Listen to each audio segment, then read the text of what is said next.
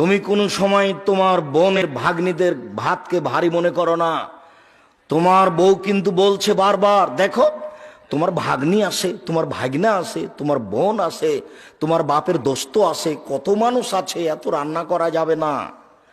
এই বলে তোমার বউ তোমাকে বলতে পারে, তুমি শোনো, একদিন আল্লাহ তোমার রুজি দিচ্ছিল শুধু তোমার হাতে, তারপর বিবাহ করলা, তোমার হাত দিয়ে এবার দুইজনের রুজি হলো।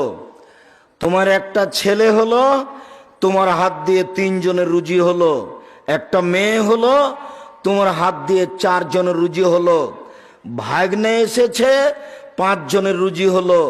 ভাগ্নি এসেছে, 6 জনের রুজি হলো। বোন এসেছে, 7 জনের রুজি হলো।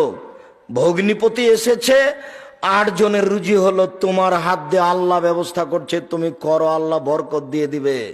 তুমি বলে দিও, আব্বা আমার কাছে খাবেন, আম্মা আমার কাছে খাবেন, আমার ভাগ্নে আমার কাছে খাবে, ভাগ্নি আমার কাছে খাবে, বোন আমার কাছে খাবে, দোলা ভাই আমার কাছে খাবে, আমার বাপের যত আত্মীয় স্বজন আছে সব আমার কাছে খাবে। তুমি খাওয়াতে শুরু করো তো, তুমি 6 মাস পরে দেখবে তোমার টাকা পয়সা বেশি হয়ে গেছে, হবেই।